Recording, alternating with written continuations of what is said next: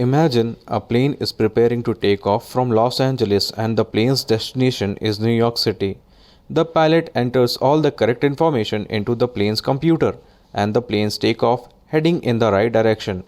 But now imagine that not long after the takeoff, the pilot accidentally changes the direction the plane is flying in. He only changes it by 3.5 degrees, which is nearly nothing, just a few feet. Plane's nose shifts slightly to one side and no one, nor the pilot, neither the passenger notices anything. But over the journey across the US, the impact of the slight change would be considerable. At the end of the journey, the confused passenger and even more confused pilot would find themselves landing in Washington, D.C., not in New York City. Small changes leave a negligible, immediate impact. If you are out of shape today and go for 20 minutes jog, you will still be out of shape tomorrow. If you eat a family-sized pizza for dinner, it won't make you overweight overnight.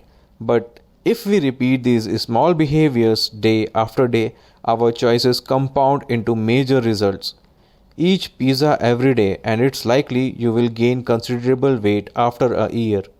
Go jogging for 20 minutes every day and you will eventually be leaner and fitter even though you won't notice the change happening. You will only see the results of your habit after a while. We know that not seeing the impact of your efforts can be dispiriting. If this is happening to you, if you are feeling discouraged by the lack of immediate positive change, then it's important to try to focus on your current trajectory rather than your current result. In today's video, we are going to discuss the summary of Atomic Habit by James Clear and how habits are formed. When you walk into a dark room, you don't think about what to do next. Instinctively, you reach for a light switch. Reaching for light switch is a habit. It's a behavior that you have repeated so many times that it now happens automatically. Habits like this dominate our lives, from brushing our teeth to driving our car. They are immensely powerful. But how are they formed? Well, in the 19th century, a psychologist named Edward Thorndike tried to answer this question. Apologies to the cat lover out there, his experiments weren't very feline friendly. Edward put a cat inside a black box. Any cat owner will know how difficult this must have been. Then he timed how long it took them to escape. To start with, each cat behaved the same exact way he would expect. When placed inside a box, desperately looked for a way of escape, shift and potted the corners that clawed at the walls. Eventually, the cat would find a lever that when pressed would open a door, enabling it to escape. Thorndike then took the cat that successfully escaped and repeated the experiment. After 20 or 30 attempts, by now, pretty fed up cat would escape in just 6 seconds. In other words, we can say that the process of getting out of the box had become habitual for the cats. With his experiment, Thorndike had discovered something important: behaviors that give satisfying consequences, in this case gaining freedom, tend to be repeated until they become automatic. Habits actually are made up of 4 distinct elements. First, there is the cue or a trigger to act. Walking into a dark room cues you to perform an action that will allow you to see. Then comes a craving for a change, in this case from darkness to light. Then comes a response or action, clicking the light switch, the final step in the process, and the end goal of every habit is the reward. In this case, it's the feeling of mild relief and comfort that comes from being able to see your surrounding. Every habit follows the same process. Do you drink coffee every morning? Waking up is your cue. Triggering a craving to feel alert, your response is to drag yourself out of bed and make a cup of coffee. Your reward is feeling wide awake and ready to face the world. So now let's look at how we can develop good habits that can change your life for the better. So we have just discovered how habits are formed. Habit consists of 4 things: a cue, a trigger that gets you to act, a craving, a desire you want to achieve, a response, the action of the habit itself, and a reward, a positive feeling you get from completing the habit. Once you know how they work, you can start to hack the habit forming process. To get good productive habits to stick, let's say you are desperate to learn the guitar. Got your instrument, you have picked up the basics, but you struggle to keep up with practice every morning. You tell yourself that you will play later on, but the end of the day comes soon and you haven't picked up your guitar. But now that you know that the secret to building a habit, you can use it to your advantage. In this case, you want to make the cue to pick up your guitar impossible to miss. Instead of keeping your instrument in the cupboard or in the corner of your spare room, leave it right in the middle of your living room. Leave it there in full view. Make your cues visible and unmissable. This will make it easier to turn your desire to practice into heaven-changing environment to put your cues around. But if you wanna perfect your triggers even more, we can use what's known as implementation intention. Just setting good habits, most of us tend to be too vague about our intentions. We say, I'm gonna eat better or I'm gonna learn the guitar, and we simply hoped it will follow through. An implementation intention, which can help us move beyond the vague intention, introduces a clear plan of action that help you set out when, where you will carry out the habit you would like to cultivate. Let's return to our guitar example. So instead of telling yourself that you are going to practice guitar sometime this week, tell yourself when the alarm goes off, the first thing I'll do is pick up my guitar and practice for 1 hour. And don't forget to leave your guitar in the middle of the room. By creating an implementation intention, you will give yourself a clear plan and an obvious cue. It may surprise you how much easier it will be to build a positive habit. Let's look at the work of Anne Thorndike, a doctor based in Boston.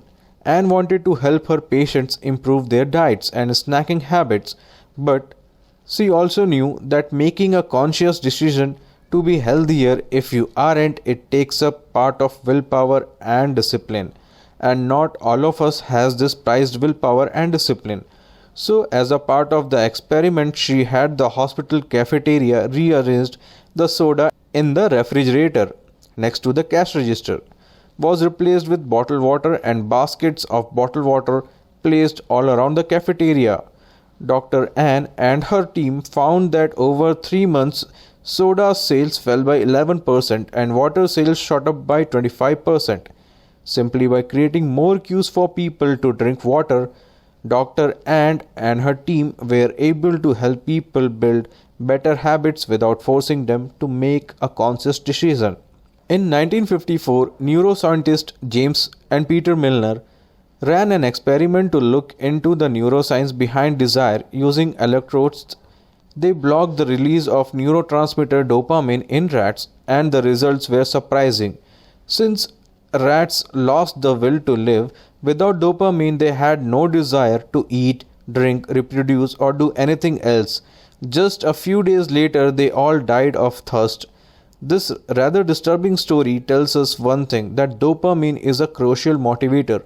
Anticipation of doing something pleasurable is enough to get the dopamine flowing in the brain's reward system. Desiring something is on par with getting something. This can be turned to our advantage when building out new habits. If we make it something we'll look forward to, we'll be much more likely to follow through. And now, I'd like you to introduce to the concept of temptation bundling. Temptation bundling is where you take a behavior that you think of as important but unappealing and link it to a behavior that you are drawn to. This is how you can use dopamine to your advantage when bundling a new habit. Consider the story of Rodenberg, an engineering student from Ireland who wanted to exercise but he got little enjoyment from working out. However, he did enjoy watching Netflix. Who doesn't? So Ronan hacked an exercise bike and connected the bike to his laptop and wrote some codes that only allowed Netflix to run if he was cycling at a certain speed. By linking exercise literally to a behavior that he was naturally drawn to, he transformed it distasteful activity into a pleasurable one.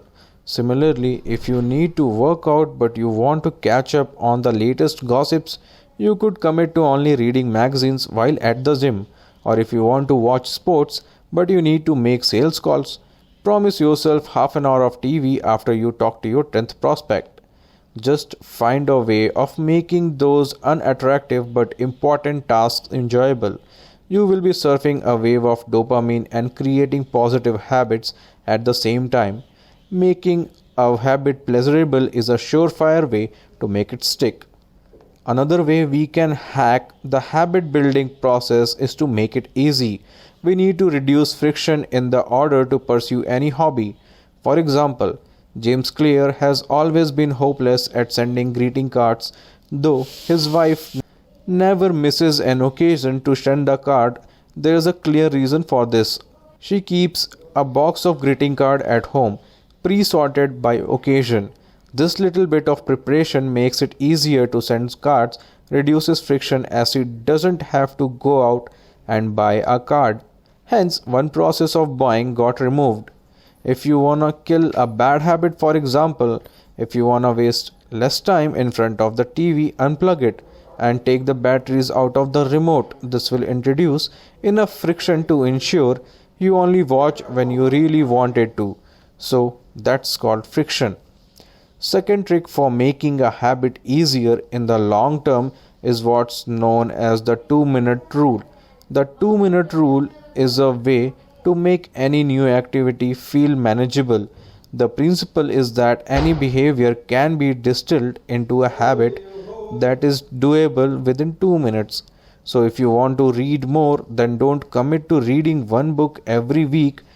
Instead, make a habit of reading 2 pages per night. Or if you want to run a marathon, then commit to simply putting on your running gear every day after your work. The 2-minute rule is a way to build easily achievable habits, small accomplishments that can lead you on the greater things. Once you pull down your running shoes, then you will probably head out for a run. Once you have read 2 pages, you will likely continue. Simply getting started is the first and most important step towards doing something. Stephen Luby, back in 1990s, was working in the neighborhood of Karachi, Pakistan, and was excellent at his job. He was able to reduce diarrhea among the local children by huge 52%. He also cut pneumonia rates by 48% and the rate of skin infection by 35%. So what was the secret? Nice soap. Yeah, that's right. Luby's huge public health achievements were the result of nice soap. Luby knew that hand washing and basic sanitation were essential to reducing illness. The local understood this too, but they just weren't turning their knowledge into a habit. Everything changed when Luby worked with Procter and Gamble to introduce a premium soap into the neighborhood for free. Overnight, hand washing became a satisfying experience. The new soap lathered easily and smelled delightful. Suddenly, everyone was washing their hands because it was now a pleasing activity. Stephen Luby's story illustrates the final and most important rule for behavior change. Habits needs to be satisfying. A couple wanted to eat out less, cook more, get healthier, and save money. These are goals with delayed return to give their objectives a little immediate return. They opened a saving account called Trip to Europe, and every time they avoided a meal out, they transferred $50 to the account. The short-term satisfaction of seeing $50 land and that saving account provided the immediate gratification they needed to keep them on track for the ultimate longer-term reward. Brian Harris from Mexico took his habit contract very seriously, and he committed to get his weight down to 200 pounds. He identified a specific habit that would help him get there. These included tracking his food intake each day, and Brian himself each week set up penalties for not doing things. If he failed to track food and tangle, he would have to pay $100 to his trainer. If he failed to weigh himself, he would owe $500 to his wife. And the strategy worked. not just by his fear of losing money, but by his fear of losing face in front of two people who mattered to him. Humans are, after all, social animals. We care about the opinions of those around us. Simply knowing that someone is watching you can be a powerful motivator for success. Why not set yourself a habit contract, even if it isn't as detailed as Brian Harrison's? Consider making a commitment to your partner, your best friend, or your coworker, and use habit stacking to introduce new habit.